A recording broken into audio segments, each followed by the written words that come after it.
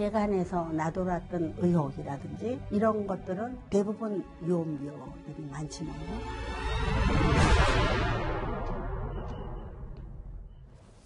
자, 개봉하고 벌써 540만 명의 관객이 몰린 영화 택시 운전사.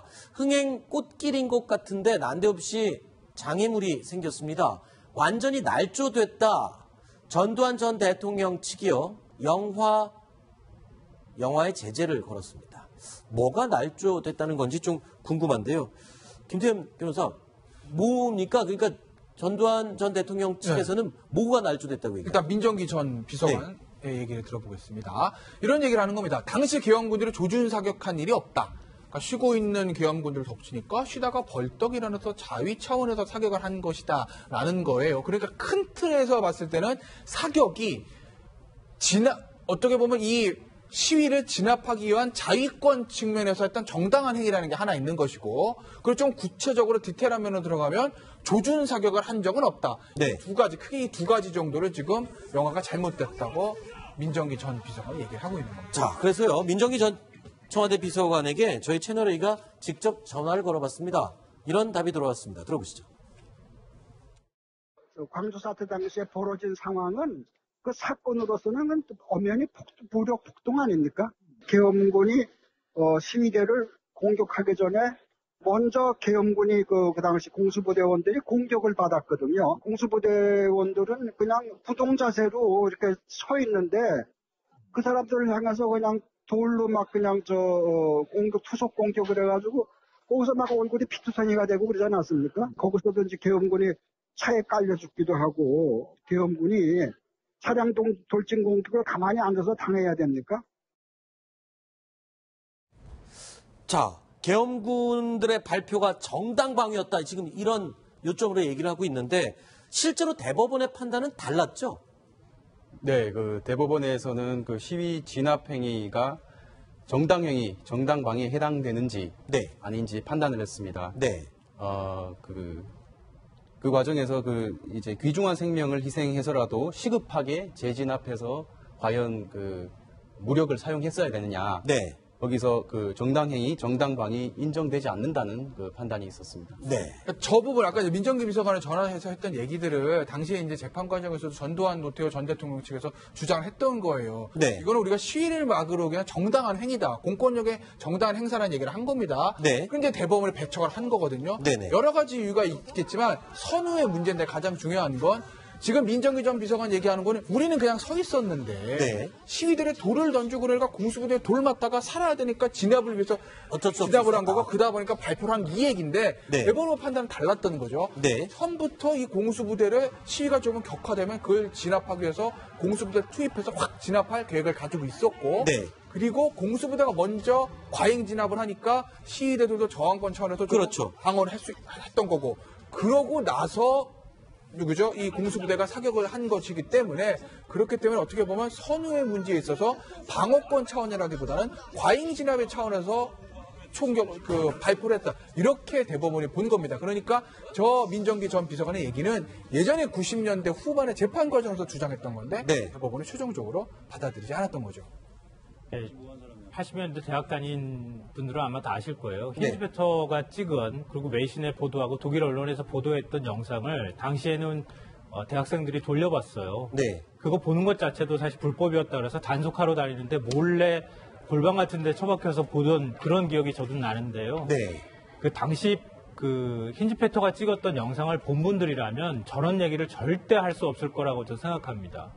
네. 왜냐하면은요, 시위대가 덮쳐가지고 그 자위권 차원에서 그래서 자기들이 발포를 하고 뭐 시위 진압을 한 것처럼 네. 이렇게 말을 하고 있지만 그런데 여성들도 그렇게 무참히 살해를 하거나 아이들도 심지어 죽거나 이건 어떻게 설명할 겁니까? 네.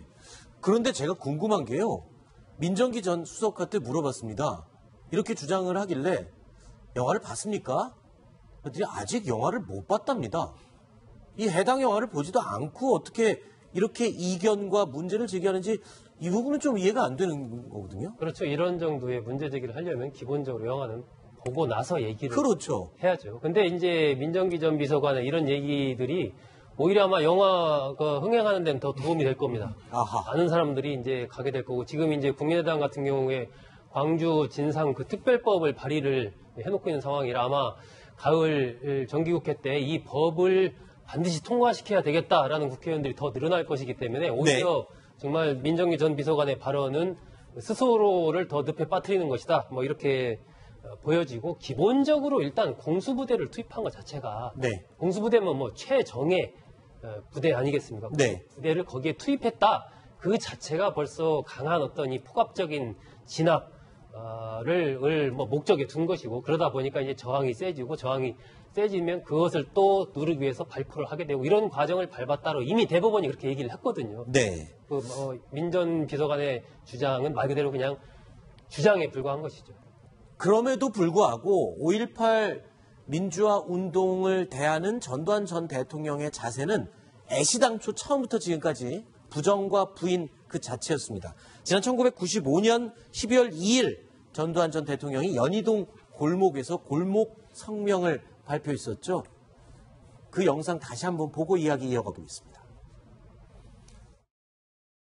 검찰의 태도는 더 이상의 진상규명을 위한 것이라기보다는 다분히 현 정국의 정치적 필요에 따른 것이라고 보아 저는 검찰의 소환 요구 및 여타의 어떠한 조치에도 협조하지 않을 생각입니다. 5.18 특별법 제정 이후에 직후에 한 9일 정도 후에 나온 그때 성명 발표였어요. 그러니까 나는 아무 죄가 없다, 억울하다, 이걸 지금 토로하는 그 골목 설명이었잖아요. 그러니까 이것도 왜 말이 안 되느냐 하면은요. 5.18 특별 수사본부장을 지냈던 최한 변호사가 이런 말을 한 적이 있어요. 전두환 전 대통령을, 전두환 씨를 직접 조사했던 분입니다. 네. 조사할 때 이렇게 물었다 그래요. 폭도들이 몰려온다고 해서 시급히 진압하라. 네. 발포를 포함해서 명령을 내린 분이 누굽니까? 이렇게 얘기를 하니까 전두환 전 대통령이 그 명령이야 내가 내렸지? 네. 이렇게 얘기를 했다는 거예요. 네. 근데 당시에 합수부장이자 하나회 그 제일 이제 수장이고, 결국은 이제 그 12.12를 신군부의 수장으로서 12.12를 일으키고 나중에 가서 체육관에서 대통령이 된 당사자가 그 당시에 정수화 참모총장을 결국 물러나게 하고 이등병으로 강등시키고 했던 장본인이, 그러면은 당시에는 누가 그러면은 광주 시위를 진압하라고 얘기했을까요? 전두환 씨 말고는 없을 거라고 저는 생각하고요. 네. 그렇기 때문에 포괄적인 발포 명령이든 아니면은 시위를 진압하라고 하는 어떤 직접적인 어떤 명령을 내렸던 어쨌든 간에 그 책임자는 결국 전두환 전 대통령일 수밖에 없다. 본인 스스로가 당시 조사를 받을 때에도 포괄적으로 시위를 시급히 진압하라고 하는 명령을 내렸다고 인정을 해놓고, 그래놓고 지금에 와서는 그거에 대해서 책임 없다고 얘기하는 거 누가 이해할 수 있을까요? 자, 내란죄로 사형을 언도받고 그 다음에 이 특별 사면된 이후에도 이 5.18 민주화 운동에 대한 폭동이다라는 전두환 전 대통령의 주장은 계속 됐습니다. 특히 회고록을 출간하면서 이게 더 격화가 되기도 했었는데 이렇게 얘기를 했습니다. 회고록에서요. 광주에서 양민에 대한 국군의 의도적이고 무차별적인 살상행위는 일어나지 않았다. 그러면서 5.18 사태는 폭동이란 말 외에는 달리 표현할 말이 없다라고 회고록에 주장을 하고 있습니다.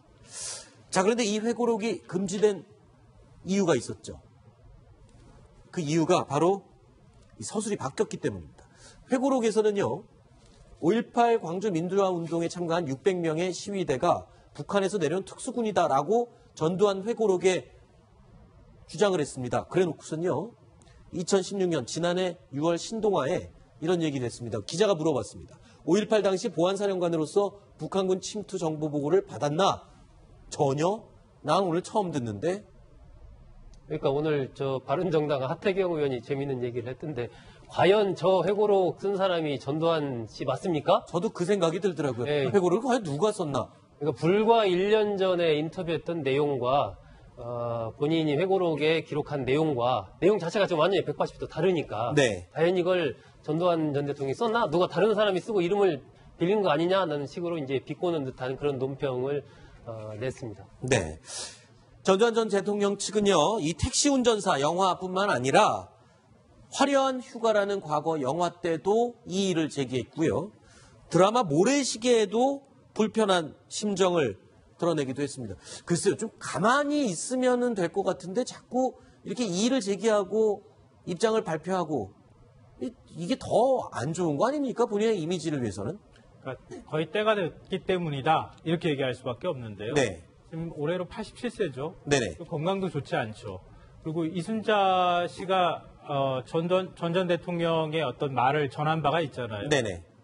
전 전 대통령은 국립현충원으로 가고 싶다. 이렇게 가고 싶은 소망이 있고 만약 그게 이루어지지 않으면 뭐 휴전선 근처에다가 뿌려달라 뭐 이렇게 얘기를 했다고는 하는데요. 네. 그러니까 본인의 역사적 평가를 생전에 다시 받고 싶다. 네. 그리고 평가를 받는 것과 동시에 국립현충으로 가고 싶다고 하는 네. 어떤 자기의 소망을 이렇게 역사적인 개인적인 어떤 의견들을 실어서 역사 왜곡이나 이런 방식으로 표출이 됐다고 생각합니다. 네.